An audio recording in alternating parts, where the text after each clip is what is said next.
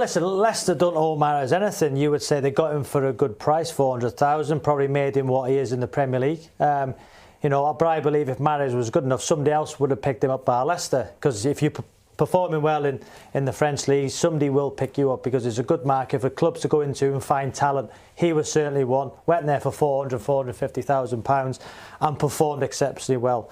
PFA Player of the Year 2 years ago, helped them win the Premier League. Stayed for the Champions League campaign, and now you've got to look at from his point of view as a player. He's had an opportunity to go and play with some of the best players in the world, be coached by probably the best manager in the world. People will say he's got on his contract out, he's under contract, so he should get his head right and go back and perform. But it's not as easy as that sometimes. Yeah, I was in a similar situation at Birmingham Blackburn Rovers. I set my heart, my goal, my dream was to go and play for Mark Hughes, and I'd done everything I could to force that move through wrongly. I've admitted in this show before that I had a month to get out of that football club and I was a disgrace. I kicked the ball away. We've been through it, but I got what I wanted. Everybody's different. Stevie might not have done that, might not have done that, but that was my dream. It was like going to the shop, buying a lottery ticket and winning it. Not in terms of financial, but everything I wanted. And I think Mahrez now be in a position where he believed at £60 million, where Leicester would have made 59 million quid, their valuation might have been 75. So if their valuation has not been met, Mahrez will stay, and he stayed. But what is the point of having a player there whose head's been turned, might not be in the right frame of mind? He's got to go back there now. They've got to convince him to perform. But it's like he might have gone to get that lottery ticket, lost it. He'd be sitting at home now thinking, oh, I had the lottery in my pocket. Not in terms of financial, but everything. The best players in the world. Champions League football, winning trophies. And I think he's given everything to Leicester he possibly could. Performed on a weekly basis. And now is going to go back and try and perform for Leicester. Just to take you back there, Robbie, and it's not about you, but do you regret that? Forcing a move in the way you did? Because I personally feel it's you regret it. Well, I'm glad you said that, because I think he'll regret that. His behaviour, the way that he's been in all this period. What he's done for Leicester, of course, is without doubt. But what they've done for him, they've really put him on the map. He's a legend at that club forever for what they've achieved there. Players will never do that again at Leicester. And I just feel it's a bit disappointing. Maybe it's an educational thing to disappear for 2 or 3 days.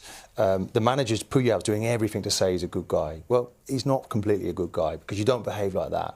This day and age. He needs to come back to Leicester, get on with his football. I knew this was going to be an issue. The player had a chance, but I think in Barcelona he wanted to go to as soon as they were champions. He was persuaded to stay. I think Liverpool were interested. Arsenal have been sniffing around.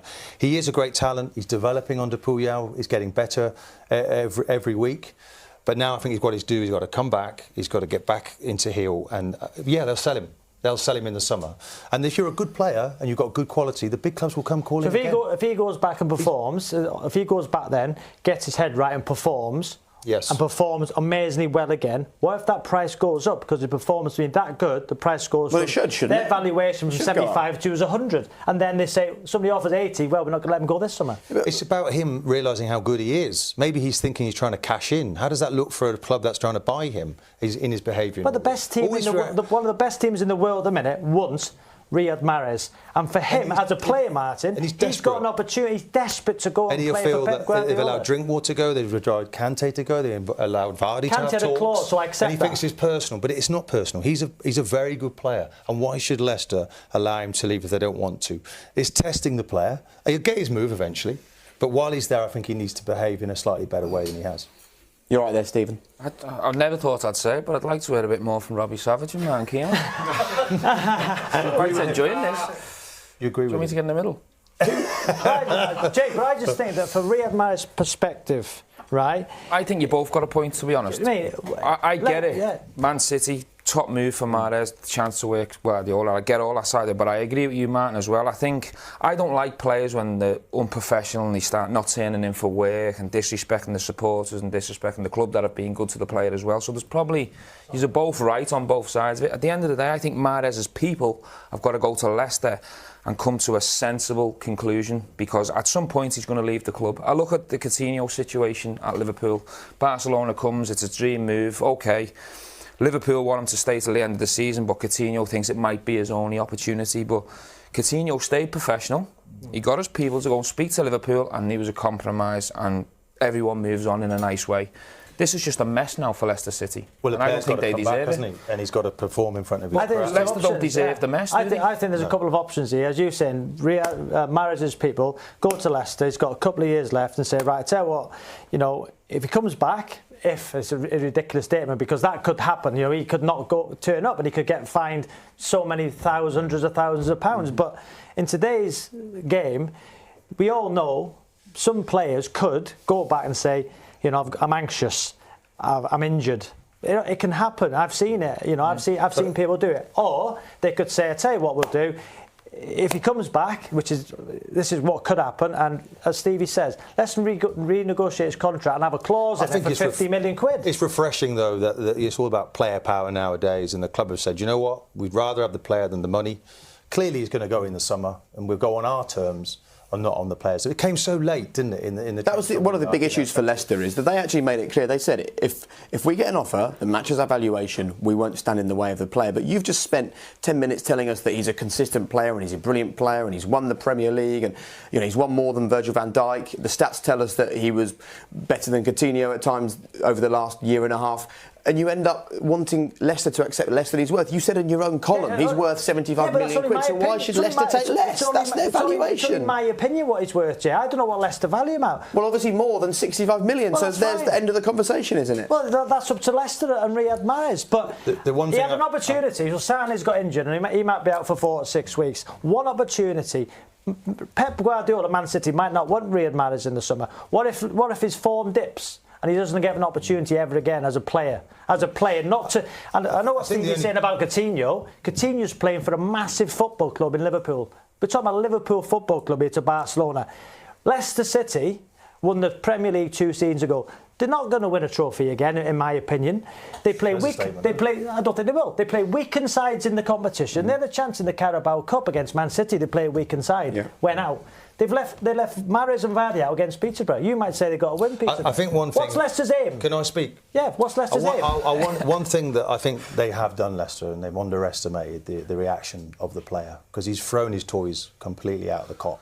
And that's not good for the group that exists at the club. I don't think it's good for the player either, because it's not good. Other teams are going to think, well, that's what type of player we could be buying. Well, let's move this on then. The three of you, between you, have played hundreds and hundreds of top-class football games.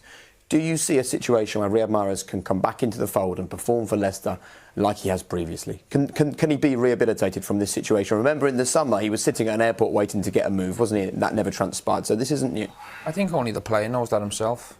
But from what you've seen and what you know... He's capable of it, of course he is. He can turn up tomorrow, train well, and play on the weekend and play well. But the manager's making it possible for that to happen. He's saying what a good guy he is. He's, you know, the manager's Puyol's doing well. He's trying to manage it through. But if he continues to stay away from the football club, we get another week where he doesn't turn up.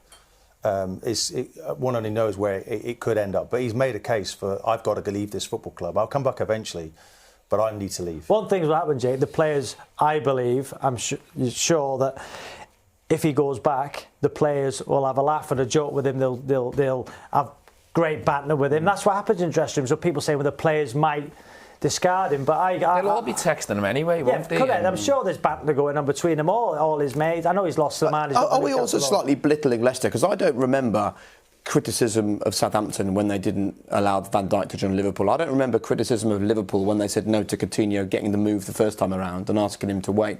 You know, Leicester have stood their ground. We spend all our time saying that players have got too much power in football. Suddenly a club do something that they believe is absolutely right for their principles. And I'm just talking from a player's point of view. But you're not the only one, though. Lots of people, I had people the other day saying, oh, they should let him go for 40 million. It's like, he's a top quality player and the numbers now are up here, so you've got to pay. If you look at the City situation, I mean, if they're allowed to just buy their way to success, I think it takes a bit of an edge actually off Guardiola's management, because he just goes and buys another player as soon as he gets another one injured. That's not good for the Premier League. And I think what they've done, Leicester City, is just said, look, we're for our own reasons, but I think it helps the rest of the Premier League that they didn't allow that transfer to happen.